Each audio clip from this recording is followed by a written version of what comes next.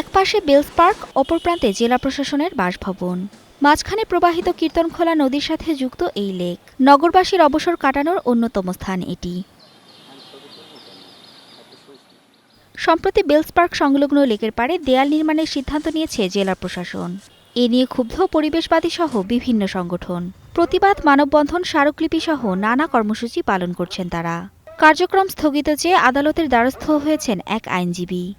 প্রাকৃতিক জলাশয়টিকে এভাবে খাঁচাবন্দি করে তিনি আসলে বরিশালের মানুষের সেন্টিমেন্টের সম্পূর্ণ বিপরীতে হাঁটছেন বলে আমরা মনে করছি যে তিনি এই উদ্যোগ থেকে সরে না আসা পর্যন্ত আমরা আমাদের অবস্থান জানাবো তাকে। বেলস পার্ক সংলগ্ন যে লেকটি সেটিকে ওয়াল করে ঢেকে দেওয়ার একটি প্রচেষ্টা প্রশাসনের পক্ষ থেকে নেওয়া হয়েছে।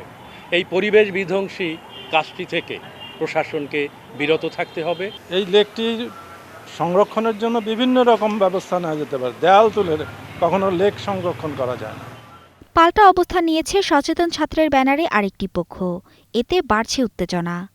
তো এই অঞ্চলের যারা পরিবেশবাদী যারা রয়েছে তারাও এটাকে দীর্ঘদিন যাবত দাবি জানাচ্ছে যে এটাকে সংরক্ষণ করা প্রয়োজন। তো সেই জায়গা থেকেই এটা সংরক্ষণের একটা উদ্যোগ আমরাই জানিয়েছি এবং সেটাই কর্তৃপক্ষ সেই রকমভাবে কাজ করার একটা প্রচেষ্টা চালাচ্ছে। আলোচনার মাধ্যমেই এটা সমাধান করলে ভালো হবে, কারণ আলোচনায় সব সমস্যার সমাধান আসে।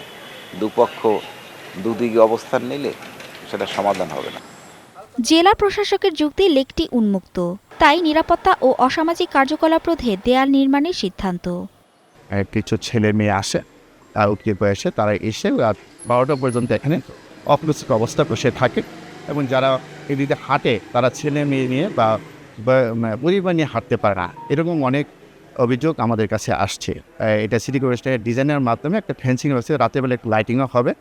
আশা করছি এটা হওয়ার পরে হয়তো এরা সুফলরা হয়তো ভোগ করতে পারবে। রাতেরবেলা লাইটিং হবে, ওপাশ থেকে ছবি তুললে ভালো লাগবে।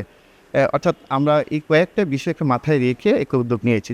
ব্রিটিশ আমলে জেলা ম্যাজিস্ট্রেট ছিলেন এনডি বিটসন বেল। নিজের নামেই তিনি নির্মাণ করেছিলেন Bells Park. Desk report, Star news.